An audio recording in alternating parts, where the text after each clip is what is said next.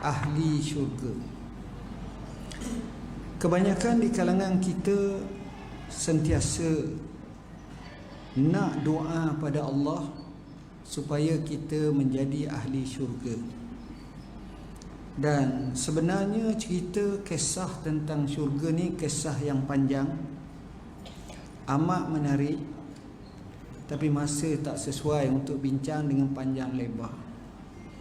Kami baru hampir menyiapkan buku berkenaan dengan syurga. Pakaian ahli syurga, makanan ahli syurga, umur ahli syurga, rupa ahli syurga, rupa bidadari, macam-macam ada. Cuma saya nak sebut macam mana dalam kehidupan kita ni ada orang yang dijamin masuk syurga. Biasanya syurga ni disebut umum. Siapa mati dengan kalimah akhir la ilaha illallah, dia masuk syurga. Tak kira siapa pun.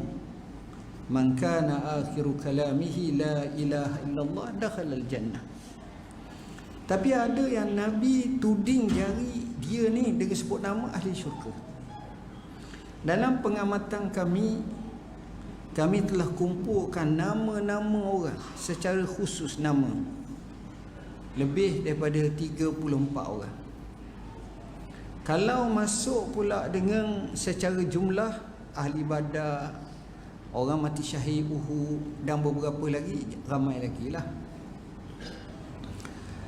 Jadi tajuk yang saya nak bincang pada hari ini, orang yang dijamin masuk syurga. Sebuah hadis yang sahih, Rasulullah SAW bersabda, asyaratun fil jannah, Abu Bakrin fil jannah, wa Umar fil jannah, wa Utsman fil jannah, wa Ali fil jannah, wa Talha fil jannah, wa Zubair ibn al-Awwam fil jannah, wa Abdurrahman bin Auf fil jannah, wa Sa' fil jannah, wa Sa'id fil jannah, wa Abu Ubaidah ibn al-Jarrah fil jannah. Nabi SAW sebut ada 10 orang yang dijamin masuk syurga. Sebenarnya ramai, tapi Nabi sebut dalam satu majlis dan Nabi tuding jari. Maknanya mereka ni ada istimewa. Mereka ialah Abu Bakar, Umar, Utsman, Ali, Talha bin Ubaidillah, Az-Zubair ibn al-Awwam, Abdurrahman bin Auf, Sa' bin Abi Waqqas, Sa'id ibn Zaid, dan akhir sekali iaitu Abu Ubaidah al-Jarrah. Ini semua ahli-ahli syurga yang Nabi tuding jarinya. Saya nak sebut seorang sahaja untuk hari ini. Kenapa mereka layak untuk dinamakan ahli syurga? Iaitu yang pertama Abu Bakar As-Siddiq. Abu Bakar ni tuan-tuan, kalau kita baca sejarah hidup dia, walaupun sebelum Islam tidaklah terkenal, tapi dia sahabat yang setia. Dalam bahasa mudah, dia terlalu ngam dengan Rasulullah. Kata orang, serasi dengan Rasulullah.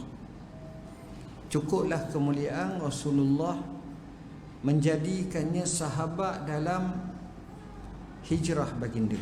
Itu mahal. Begitu juga Abu Bakar ini satu-satunya digelar secara khusus Siddiqul Ummah. Allah sebut ulaikal ladzina an'amallahu alaihim minan nabiyyin was-siddiqin wasyuhada was-salihin wa hasuna ulaika rafiqa. Kedudukan siddiq ini selepas daripada para nabi. Maknanya hebatnya Abu Bakar. Abu Bakar ini satu-satunya orang yang sentiasa memahami dan mengiyakan apa yang Nabi sebut. Sama ada faham tak faham, tetap dia faham. Ada orang tak sampai, dia sampai. Ada orang faham tindakan Nabi, ada orang tak faham, dia faham. Itulah istimewanya Abu Bakar. Sehingga Nabi SAW bersabda, kalaulah diizin kepada aku untuk mengambil seorang kekasih, kekasih ni maknanya orang yang kepercayaan disayangi, aku akan ambil Abu Bakar. Tapi tak ada. Ketika mana dia suruh tutup pintu-pintu rumah menghadap kepada rumah Rasulullah atau masjid, pintu Abu Bakar dibuka. Kalau nak kenal rumah Abu Bakar, kita pergi ke Mekah, ke Madinah, kita masuk Babus Salam, sebelah kiri Babus Salam, lebih kurang dalam 20 meter sahaja, di situ ada tulis seolah-olah atas tu itulah tempat rumah Abu Bakar. Sekarang ni dalam masjid semua dah, dalam masjid dah, tak jauh. Rumah Nabi kat mana pula? Rumah Nabi makam dia tu lah, dekat dengan makam dia sekarang tu, salah satunya. Abu Bakar ini orang yang sentiasa berperang bersama Nabi dan sentiasa berada dekat dengan Rasulullah SAW. Beza dia dengan Nabi 2 tahun lebih muda. Tetapi kalau dua orang tu berjalan, orang akan nampak Abu Bakar ni macam orang tua, Nabi ni nampak orang muda. Kenapa? Kerana Abu Bakar ni banyak ubah. Rasulullah ni dia wafat pun ubah dia amat sikit. Jadi sebab itu bahasa Arab sebut Abu Bakrin syaikhun yu'raf wa Rasulullah sallallahu alaihi wasallam syabul la yu'raf. Apa makna? Abu Bakar ni syekh yang nampak ketuaannya. Kesang tu sebab nampak rambut dah. Nabi ni seolah-olah orang muda yang tak nampak ketuaannya. Itu. Bahkan masa Rasulullah SAW hijrah ke kota Madinah, dia berhenti di Quba. Ada khilaf ulama berapa hari dia berhenti. Ada kata 3 hari, ada kata 2 minggu, ada kata lebih sikit, kurang sikit. Mula-mula sampai mereka tak kenal hak mana Rasulullah. Nak tegur tak berani. Dua-dua duduk. Jadi pakat tengok hak mana satu Rasulullah. Kemudian tiba-tiba cahaya matahari memancar ke muka Rasulullah SAW. Maka ketika itulah Abu Bakar ambil selendangnya, dia tahan cahaya matahari itu. Jadi orang pun faham, oh itu Rasulullah. Ini Abu Bakar. Abu Bakar ni sayang kat Nabi sebagaimana kita sayang kat Nabi. Tapi beza. Beza Abu Bakar sayang kat Nabi, nombor satu, kita tengok cara tindakan dia. Bila Nabi kata innallaha qad azina li bisuhbati ya Rasulullah, sesungguhnya Allah ya Abu Bakrin, sesungguhnya aku diizinkan oleh Allah untuk berhijrah. Wahai Abu Bakar. Abu Bakar jawab apa tuan-tuan? As-suhbatu ya Rasulullah, saya nak bersahabat. Tuan-tuan, jawapan tu tak sama dengan kita temu seorang ustaz, dia kata hamba nak pergi Mekah, akan boleh biar hamba ikut jugalah. Tak apa, kita sedia duit je, berapa banyak hak kita rasa nak belanja, nak cukup, selesai. Tapi jawapan as-suhbatu tu dia tak fikir panjang, dia terus sanggup. Sedangkan jawapan tu merisikokan dia kena mati, kena bunuh. Ada berani? Kalau kamu buat macam ni, kamu akan dibunuh. Tapi dia sanggup. Itulah hebatnya Abu Bakar. Bayangkan, ada riwayat walaupun tidak kuat menyebut ketika dia duduk dalam gua Hira, dalam gua Sur tu, dia sakit. Sakit dia tak bagi tahu kat Rasulullah. Kerana disengat satu binatang berbisa, sama ada jeking kala lipat atau ular. Sampai sakitnya, sampai biru mukanya sakitnya, ialah merayak ni. Air mata tu jatuh atas pipi Rasulullah. Rasulullah tanya, kemudian ialah penawar ada di situ, mudah sangatlah. Abu Bakar ni dalam musafir tuan-tuan, dalam hijrah itu mengikut setengah riwayat, sekali dia jalan depan, sekali jalan belakang. Jadi Rasulullah pun kata, ya Abu Bakar, kenapa kamu sekali ke depan, sekali ke belakang? Itu nak beza antara jawapan orang yang cinta kat Rasulullah dengan orang lain. Dia kata, ya Rasulullah, kadang-kadang aku rasa musuh ada di hadapan sedang nak panah,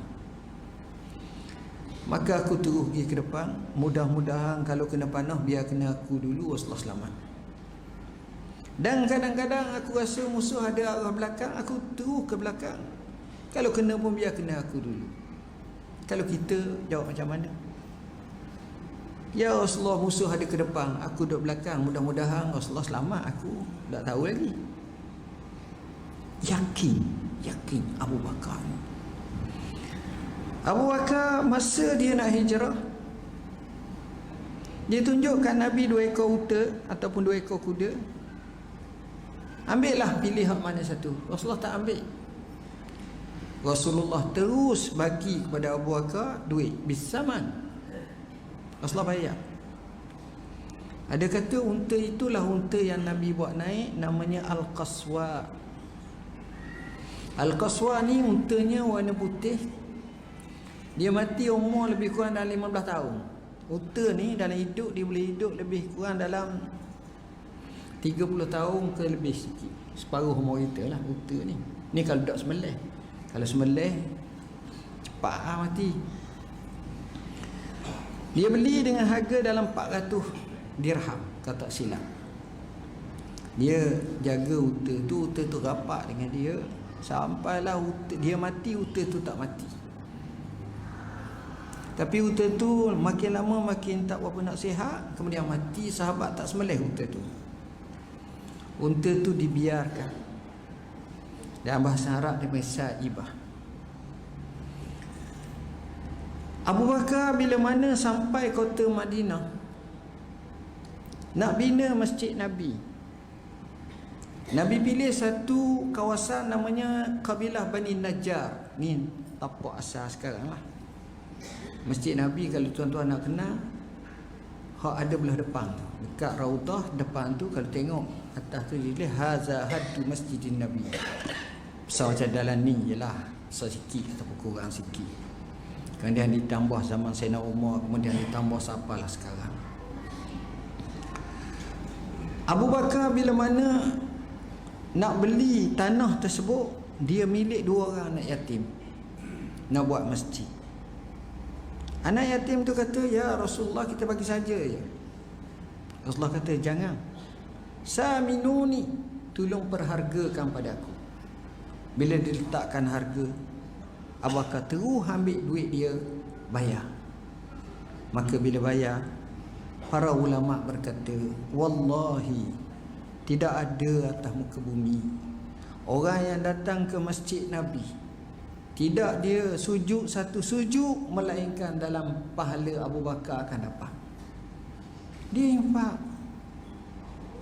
Besarnya kelebihan Abu Bakar. Abu Bakar ini dikatakan dia seorang yang kurus, janggutnya tak berapa banyak, dia inai kak. Dan dia apabila Rasulullah SAW wafat, dia dilantik menjadi khalifah,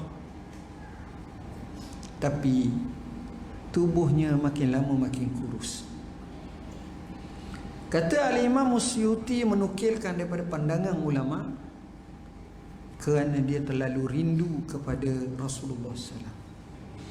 Kita Rasulullah wafat, kita pegang jawatan kita pula besar, lagi gemuk itu. Tapi dia tak. Ini orang yang kita nampak dia punya kehebatan, Abu Bakar. Tuan-tuan bayangkan bila wafatnya Rasulullah SAW, semua kaku, tak tahu nak buat apa. Kalimah yang terbit daripada kalangan sahabat nombor satu sekali tak boleh terima. Sayyidina Umar pergi membunuh pedang dan berkata, siapa kata Muhammad mati, aku bunuh dia. Aku pancung leher dia. Rasulullah tak mati. Abdullah ibn Unais kata, ya Allah, jika sebenar Rasulullah itu Rasul, matilah aku tak boleh hidup lagi. Mati dia. Sayyidina Bilal bin Rabah Al-Habashi mengambil satu tindakan selepas wafatnya Rasulullah, aku tak boleh azan lagi. Sebab nak sebut asyhadu anna Muhammadar Rasulullah tak boleh pergi. Teringat sangat. Maknanya banyak peristiwa yang pelik berlaku. Saat seperti itu Abu Bakar pergi, bila dapat berita air mata berlinang, dia pergi kucuk dahi Nabi. Lalu menyatakan, ya Rasulullah, laqad tibta hayya wa tibta mayyita. Ya Rasulullah, kamu ni mulia hidup, mati pun mulia. Abu Bakar cuba menyenyapkan semua orang tak senyap. Abu Bakar panggil menyatakan, ayyuhan nas, man kana ya'budu Muhammadan fa inna Muhammadan qad mat, wa man kana ya'budu Allah fa inna Allah hayyun la yamut, wa ma Muhammadun illa rasulun qad khalat min qablihi ar-rusul, afa imma ta'aw kutilan qalabtum ala aqabikum, wa man yanqalib ala akibai falan yadurrallaha syai'a wa sayajzillahu syakirin. Saya tak terjemah panjang cerita, tapi sahabat semua menjawab, wallahi, seolah-olah bila Sayyidina Abu Bakar cakap macam tu, seolah-olah ayat ni baru pertama kami dengar, sedangkan ayat tu diturun zaman Nabi dah. Itulah ilham yang Allah bagi kepada Abu Bakar.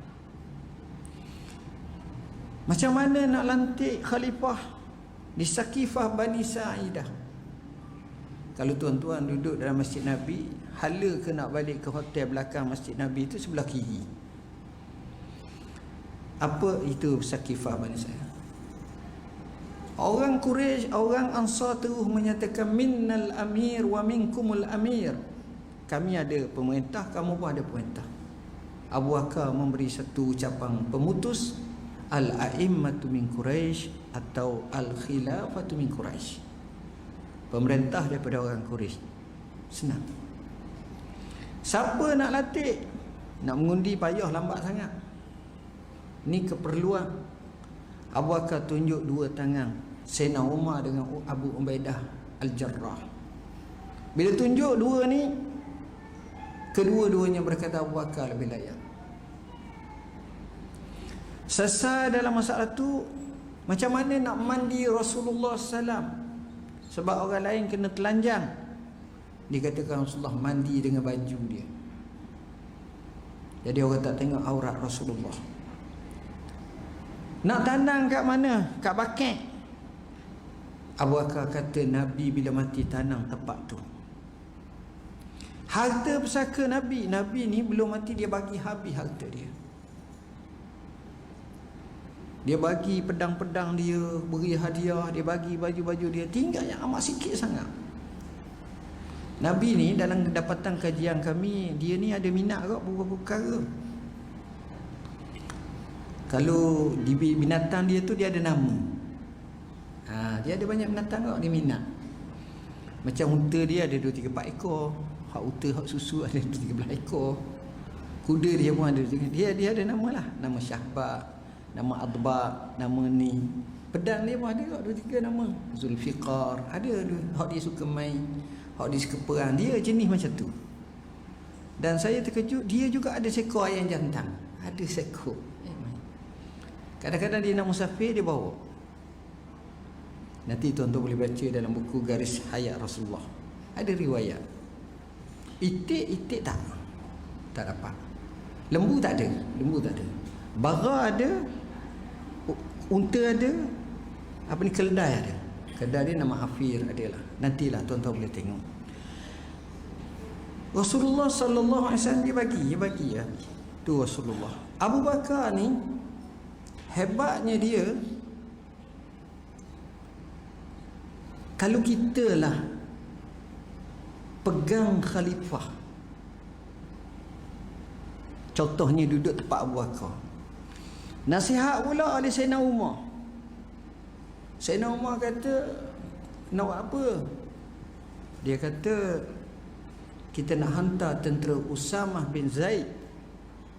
Usamah ni umur dia 16 tahun, ada kata 17 tahun, anak kepada Zaid ibn Harithah yang mati syahid.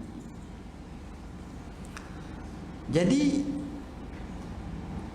Sayyidina Abu Bakar kata, masa ni baru timbul raja palsu, nabi palsu, orang murtad, orang ni dari segi aulawiyat, keutamaan tak patut-patut. Macam mana kamu nak hantar ya Abu Bakar? Abu Bakar jawab apa?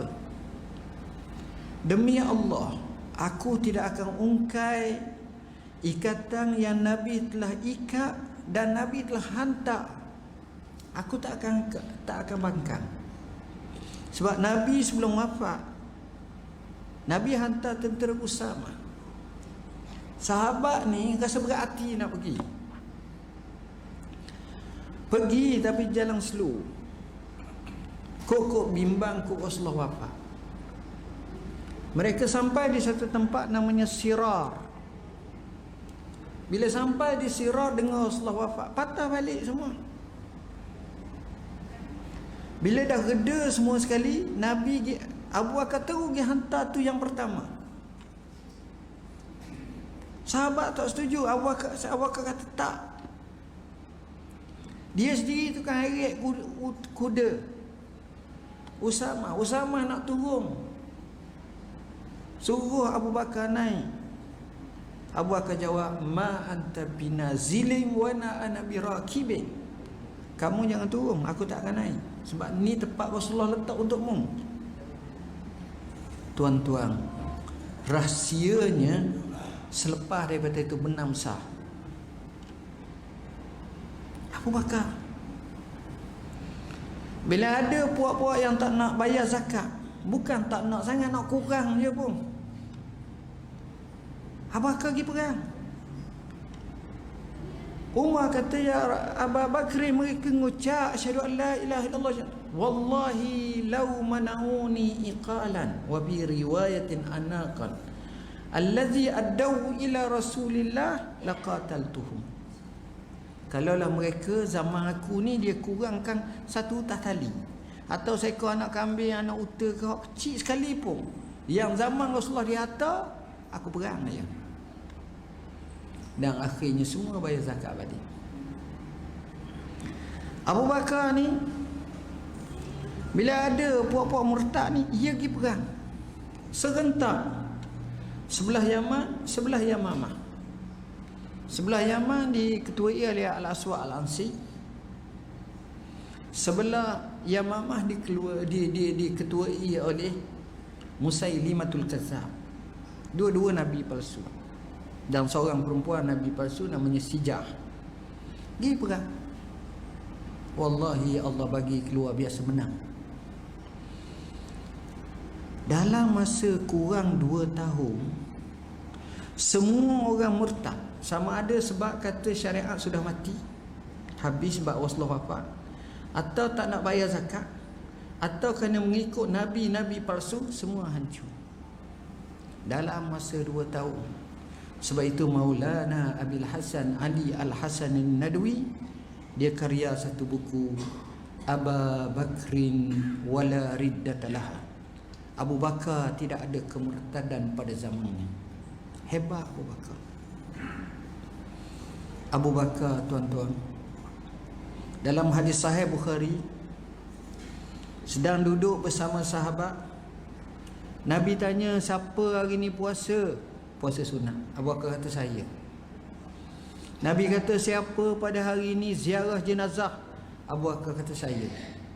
Siapa pada hari ini ziarah orang sakit? Saya. Siapa yang berinfak? Saya. Nabi kata tidak berhimpun amalan-amalan seperti ini pada hari seperti ini, hari macam ni, sehari macam ni, melainkan orang tu dapat syurga. Bukan janji-janji, bukan pakar-pakar. Ini Abu Bakar. Rasulullah pernah cerita kepada Abu Bakar, menyatakan, cerita pada sahabat, Nabi kata ada orang masuk syurga. Syurga ni dia ada pintu dia. Pintu syurga ada 8. Syurga sendiri ada berapa? Orang kita kata ada 7 tau. Nanti buku saya jawab semua sekali. Pintu sabit ada 8 dalam hadis sahih. Bila sebut ada orang yang puasa banyak, masuk pintu Rayyan. Semayang, babus salah. Ada orang jihad, babul jihad. Orang tahan sabar, babul kaziminal ghaiz. Orang sedekah, bab as-sadaqah. Ada pintu-pintu. Lalu Abu Bakar tanya, ya Rasulullah, ada ke tidak orang tu semua pintu panggil dia? Abu Bakar, Rasulullah jawab, ada. Aku harap kamu salah seorang. Kita masalahnya lapang tak panggil, susah. Hak ni semua panggil. Mananya kualiti dia macam mana itu? Lau wuzina imanu Abi Bakr bi imani hadhihi al-ummah la rajaha imanu Abi Bakr. Walaupun tidak kukuh, tapi syawahidnya banyak, kekuatannya luar biasa. Nak banding iman ini dengan iman umat, Umar Abu Bakar dengan iman umat ni, jauh berat iman Abu Bakar lagi. Kenapa? Keyakinan dia kepada Allah. Dia ni tu wali besar, tuan-tuan. Macam mana dia follow ikut Nabi. Dia benar-benar ikut Rasulullah SAW. Dan sejarah hidup dia amat-amat mulia. Cukuplah kalau kita nak banding mulianya Abu Bakar, dikatakan Abu Bakar khalifah yang dia punya sifat perangai macam Nabi. Dia punya firasat dia macam Nabi. Bila mana dia banyak guna Khalid Al-Walid. Nanti satu masa 4 tahun lagi lepas pilihan raya pula kita mari pula. Kita cerita bab Khalid pula. Khalid Al-Walid ni, dia Sayyidina Abu Bakar guna yang amat sangat. Sifat dia ngam. Dan dia tahu. Tapi zaman Umar tak guna Khalid pula. Pelik pula. Umar tak boleh. Walaupun mereka berdua dalam satu kabilah. Ada setengah riwayat menyatakan kedua-duanya sepupu. Umurnya hampir sebaya. Beza Khalid ni rendah, Abu Bakar, Sayyidina Umar ni tinggi. Saya pernah tanya orang main museum lah, museum Rasulullah di KL. Dia tunjuk saya tokak jenis Rasulullah bagi hak pakai jenis kayu, bukan tokak tu. Saya tengok tokak panjang juga. Saya tengok Rasulullah ni berapa tinggi dia lebih kurang. Dia kata mungkin sekitar 8 kaki tu. Yalah, cuba fikir 1400 tahun dulu. Orang pula bukan jadi Melayu pandok macam kita ni. Ni Arab ni tinggi sikit. Tinggi sikit masa tu. Atau Khalid kata rendah, ada orang kata 6 kaki je. 6 kaki pun tinggi pada kita. Doh je. Kita 5 kaki 6, 5 kaki 8, 5 9, setengah kata. Tapi itu Allahu'alam, dapatan kajian-kajian masing-masing. Tuan-tuan dan puan-puan yang dirahmati Allah, bila baca kisah mereka ini orang yang benar-benar luar biasa. Abu Bakar, riwayatnya banyak, sejarahnya mulia, begitu juga mauqif-mauqifnya dipuji, sehingga Rasulullah SAW amat sayang kepada Abu Bakar. Dan ummah sayang kepada ummah, tak faham macam Abu Bakar faham. Saya bukan tak nak cerita panjang, boleh cerita panjang, tapi cukuplah sekadar tu untuk hari ini. Mudah-mudahan ia memberi manfaat kepada kita semua. Nak panjang lebar berkenaan apa-apa, boleh baca buku saya Masa Pelihara lah. Ini dari segi penting quality time management dalam hidup kita. Baiti jannati, rumahku syurgaku. Ni nak betul kehidupan kita. Ramadan al-Mubarak, kita nak cek balik macam mana kita punya semangat puasa hukum hakam yang terkait. Salam terakhir ni warkah kematian anak saya dulu tahun lepas, kanser. Saya buat buku sebelum dia mati, selepas dia mati. Tahajud, ini yang kita nak amalkan dalam bulan Rejab Sya'ban ini. Kita nak tahu, inilah doa aku. Buku ni buku yang baik untuk kita fahami dengan sebaik-baiknya. Hadis 40, kalau boleh buat mengajarlah di sini Imam Nawawi. Di mana saya nak siap ni, saya ambil masa 20 tahun. Itu tanda saya ni malas lah. Kalau rajin boleh siap awal. Garis Masa Hayat Ar-Rasul SAW. Ini satu buku baru yang mana kita buat. Rasulullah ni saya nak gambarkan sejarah dia. Yang kita buat banyak buku, tapi sekarang ni saya nak gambarkan 3 serentak. Satu, masa Nabi tu, kronologi zaman tu, garis masa dia. Umur setahun, umur 10, umur 20, umur 25. Apa peristiwa, bulan sampai dia wafat, 63 tahun 4 hari. Yang kedua, kita akan terang apa peristiwa yang berlaku bawah tu. Yang ketiga, kita tunjuk peta dia ataupun tempat dia.